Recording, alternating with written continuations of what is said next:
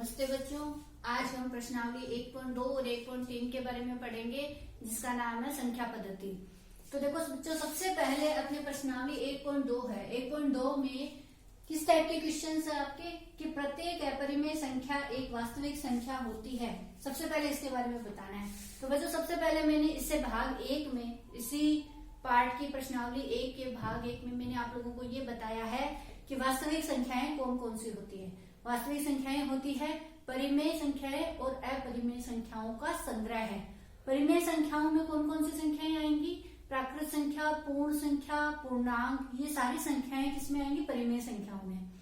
और उसके अलावा कौन सी संख्याएं जिसमें इसके अलावा जो अंडर रूट वाले अभाज्य संख्याएं होती है वो सारी की सारी किसमें आ जाएंगी? अपरिमेय संख्याओं में। तो अपरिमेय संख्याएं वास्तविक संख्याएं होती है तो ऑब्वियस है कि अपरिमेय और परिमेय दोनों ही संख्याएं वास्तविक संख्याएं होती है। तो ये कथन आपका क्या हो जाएगा? सत्य हो जाएगा। लेकिन अगर इसी प्रश्न में ये पूछ लिया जाए क्या वास्तविक संख्याएं अपरिमेय संख्याएं होती है, तो आप इसमें नहीं लिखोगे, यानी असत्य लिखोगे। क्यों? क्योंकि वास्तविक संख्याओं में परिमेय संख्याएं भी होती है और परिमेय संख्या कभी भी अपरिमेय संख्या नहीं हो सकती। इसके बाद में आगे देखो लिखा है, ये आपका है 1.3 में। 1.3 में अगला पॉइंट अपना आता है कि वास्तविक संख्याएं और उनके दशमलव प्रसार। तो आपको कुछ संख्याएं दे रखी होगी, उसको आपको प्रसार के बारे में बताना है कि ये कौन सा प्रसार है। तो देखो बच्चों, जैसे सबसे पहले अपन परिमेय संख्या के अंतर्गत ही पढ़ते हैं कि परिमेय संख्या का पता लगाने के लिए दो आपको प्रसार का पता होना चाहिए। एक तो शांत होता है, एक अनवसानी आवर्ती होता है। यानी कि ऐसी परिमेय संख्या, जैसे परिमेय संख्या कौन सी होगी? p/q के रूप वाली संख्या, जिसमें q का मान क्या नहीं है? 0 नहीं है। p/q के रूप की जो भी संख्या है, यानी ऐसी संख्या जिसका शेषफल 0 हो जाता है, वो आपकी कौन सी संख्या होगी? वो आपकी शांत संख्या होगी। तो जैसे इसका उदाहरण अगर अपन ले कि 7/8 एक संख्या है, परिमेय संख्या होगी ना, p/q के रूप में है। 7 में आप 8 का भाग लगाओ, 7 एकम 7 जा रहा है क्या भाग? 8 एकम 8 भाग जा रहा है? नहीं जा रहा है, क्योंकि 7 छोटी संख्या है। तो अपन सबसे पहले इसमें पॉइंट लगा देंगे, 0 आ गया। अब 8 8 64, तो 64 आ गया, यानी कि भाग कितनी बार गया? एक बार। शेषफल कितना बचा? 6। पॉइंट लगा हुआ है, कितना आ गया? 60। 8 पंजे 8 छक्के 56,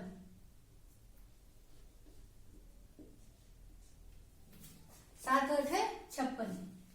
फिर उसके बाद में 4 शेषफल आ गया, 40 आ गया, तो 8 पंजे 40। तो देखो भाग खत्म हो गया, यानी 0 आ चुका है।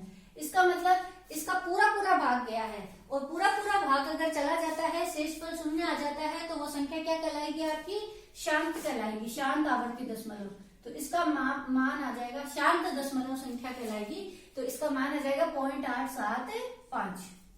इसी तरह से अनवसानी आवर्ती, इसका मतलब है कि शेषफल कभी भी 0 नहीं होता है। और आवर्ती का मतलब है कि ये पुनः बार बार रिवाइज वही मान होता रहता है। जैसे अगर मैं एक बात कहूं 1/3, p/q का रूप है, ये परिमेय संख्या ही है। 1/3, तो फिर ऑब्वियस है कि 1 में आप 3 का भाग लगाओ। भाग जा रहा है? नहीं जा रहा, पॉइंट लगाया। अब भाग जा रहा है 3 बार, फिर 1 आया, फिर पॉइंट लगाया, फिर 9, 3 बार, ऐसे करते करते बार बार रिपीटेड हो रहा है ये मान। इसका मतलब 1/3 का मान कितना आया? 0.3333, इस तरह से आता जा रहा है। इसका मतलब ये संख्या में शेषफल कभी भी 0 नहीं आया, लेकिन आप भाग लगा रहे हो तो पॉइंट के बाद संख्या बार बार रिपीट हो रही है। इसलिए ये आपकी क्या कहलाएगी? परिमेय संख्या तो है, लेकिन ये क्या है? अनवसानी आवर्ती। आवर्ती की जगह कई लोग इसको पुनरावृत्ति भी लिखते हैं।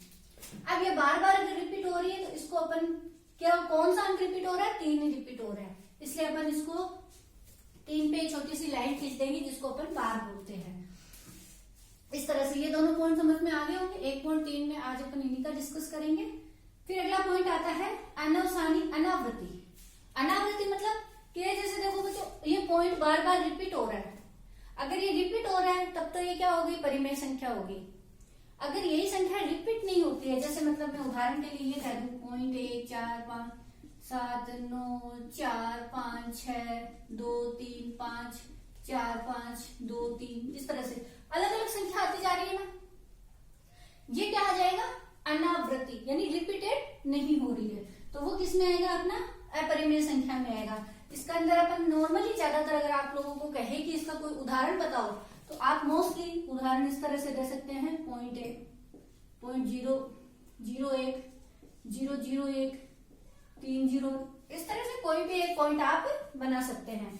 जैसे आपकी प्रश्नावली 1.3 का पहला सवाल है, इसमें देखो, इसको बहुत इजीली अपन कर सकते हैं कि इसमें बताना है कि ये शांत आवर्ती है, शांत दशमलव संख्या है, अनवसानी आवर्ती दशमलव संख्या है, या अनवसानी अनावृत्ति दशमलव संख्या। तो आप इसको भाग लगा लगा के देखेंगे, तो सबसे पहला 36/0 है, तो ऑब्वियसली कि इसमें 2 जीरो है, तो 2 अंकों के बाद शून्य लगे, 2 अंकों के बाद पॉइंट लगा देंगे, बट्टे में कितने जीरो है, 2 जीरो, तो 1 और 2 के बाद यहाँ पॉइंट लगा देंगे, यानी कि आंसर आ जाएगा 0.36। शांत है, ये लो, इसके आगे लिख देना आप शांत। इससे अगला है 1/11। 1/11 मतलब अब 1 में 11 का भाग लगाना पड़ेगा, तो 11 का भाग लगाओगे, भाग जा नहीं रहा है, पॉइंट आ गया, 0 में भी 10 में भी भाग नहीं जा रहा है, दशमलव संख्या उतर गई, 1 जीरो उतार लिया, 100। अब 11 में 99, यानी भाग कितनी बार गया, 9 बार। फिर वापस से 1 शेषफल बचा, यानी वही सेम 1 ही आया, यानी 0.0 का उतार दिया, फिर 1 0 भाग टूट गया, फिर 9, फिर 99, फिर 1 शेष बच गया, फिर 9, मतलब इस तरह से भाग अपना क्या हो रहा है, चलता ही जा रहा है। इसका मतलब 1/11 का मान क्या आया, 0.090909, इस तरह से, यानी रिपीट कौन हो रहा है, 0 भी रिपीट हो रहा है और 9 भी रिपीट हो रहा है। इसका मतलब इसका मान आप क्या लिखोगे, 0.9 के पार, और इसका ये किसका आंसर हो जाएगा, ये अनवसानी आवर्ती, तो इसका मान आप लिख लोगे अनवसानी आवर्ती। इसी के जस्ट बाद जैसे मान लो कि इसका तीसरा पार्ट है 4 से 1/8, तो सबसे पहले 4 से 1/8 को आप p/q के रूप में लिखेंगे, तो क्या होगा, 4 को 8 से गुणा किया, 8 चौके 32, और इसमें ये 1 जोड़ गया, यहाँ पे गुणा होगा और यहाँ पे जुड़ेगा, यानी 4 × 8 + 1/8, यानी मान कितना आ गया, 33/8। तो सबसे पहले अपन 33 में 8 का भाग लगाएंगे, भाग लगाने पे भाग पूरा पूरा जा रहा है, 8 चौके 32, 1 शेषफल। अब 1 में 8 का भाग नहीं जा रहा है, पॉइंट लगाया 0, 8 एकम 8, भाग एक बार गया, 2 शेषफल, फिर पॉइंट लगाया 20, 8 दूनी 16, 16 मतलब 2, यानी शेषफल कितना बचा, 4, यानी फिर 40 आया, और 4 8 पंजे 40, यानी कि आंसर कितना आया, 4.12, और 4.125, और 4.125 क्या हुआ, क्योंकि शेषफल इसका 0 आ गया है, इसलिए ये क्या हो गया, शांत हो गया। तो इस तरह से आप प्रश्नावली 1.3 का पहले सवाल में आपके 6 पॉइंट है वो कंप्लीट कर लेना, और दूसरे सवाल में भी आपको इसी तरह से 2/7 3/7 इन सब का भाग लगा के देखना है। इसके बाद देखेंगे अपन तीसरा सवाल।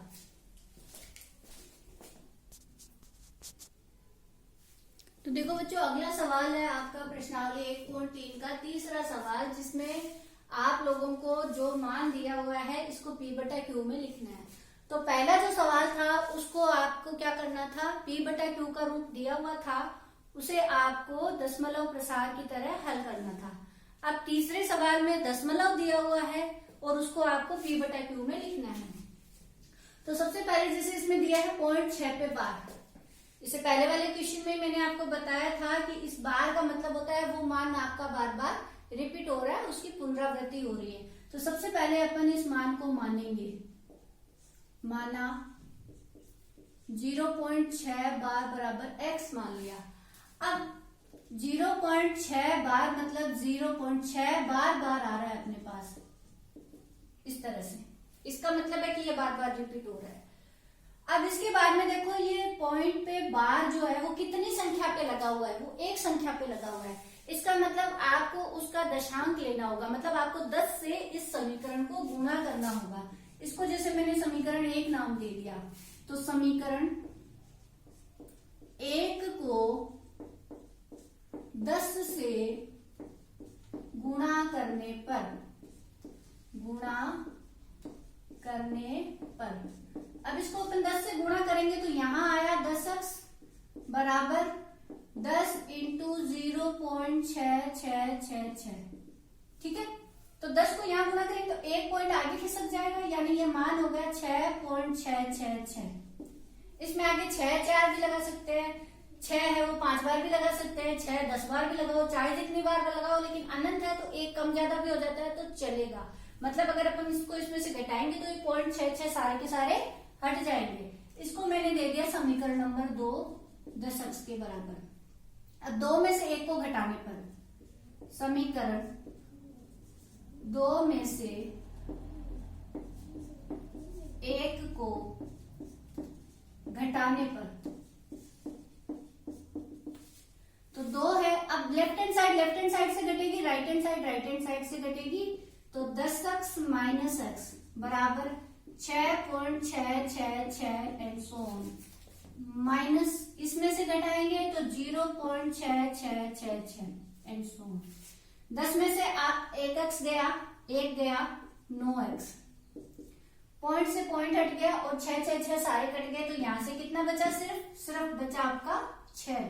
तो x बराबर आ गया 6/9। 3 के पाड़े से काटो, 3 दूनी 6, 3 तिया 9, यानी कि ये पॉइंट 6 बार है। इसका परिमेयकरण आपका क्या होगा? 2/3। ये आपका आंसर, यानी आपको इसको इस तरह से लिखना था। अगला प्रश्न है आपका 4 और 7 पे बार। देखो 4 पे बार नहीं है, यानी 4 बार रिपीट नहीं हो रहा है। रिपीट कौन हो रहा है? 7 रिपीट हो रहा है।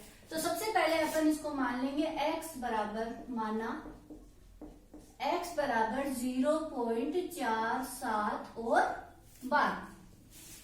अब 4 7 पे अपन ने बार मान लिया। अब इसके बाद में देखो अपन इसके अंदर क्या करेंगे कि आपके पास में पॉइंट, सबसे पहले अपन ने इसको x मान लिया। x मान लिया, इसका मतलब x का मान अपना कितना है? 0.4777। ठीक है, लेकिन ये बार कितनों पे है? 1 पे ही है। इसका मतलब सबसे पहले 4 पे बार नहीं है, तो अपन सबसे पहले इसको 10 से गुणा करेंगे।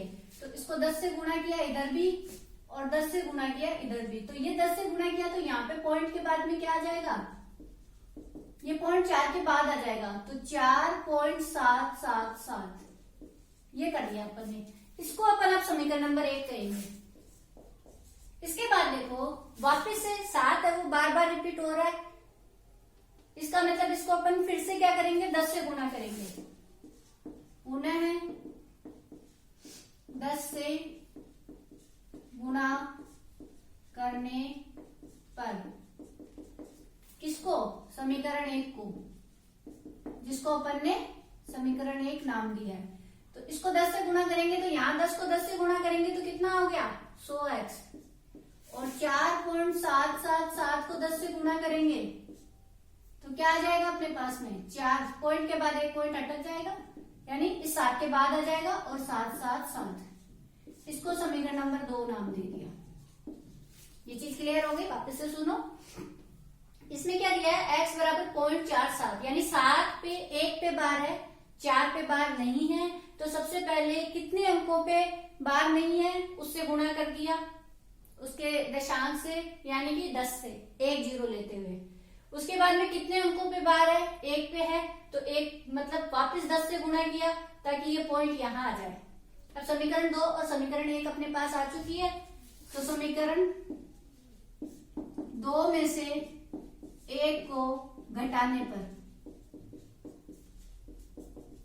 तो आपके पास यहाँ है 100x माइनस 10x बराबर 47.777 माइनस एंड सो ऑन तो चल ही रहा है, माइनस 4.777।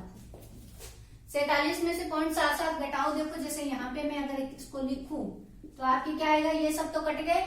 7 में से 4 गया 3 और 43 बच गया, और 100 में से 10 गया 90x। इस तरह से, ठीक है। तो x बराबर मान कितना आ गया? 43/90। इस तरह से आप इस क्वेश्चन को हल करना। इसका तीसरा जो पार्ट है इसमें है 0.01 पे बार। जैसे चाहे कितने पे बार हो, जैसे 3 अंकों पे बार है, इसका मतलब आप किससे गुणा करोगे? 1000 से गुणा करोगे। x वाला मान आ जाएगा, 1000 आ जाएगा, 1000x में से x घटाओगे 999 x आएगा। इस तरह से आप इन क्वेश्चंस को सॉल्व कर लेना। ओके बच्चों।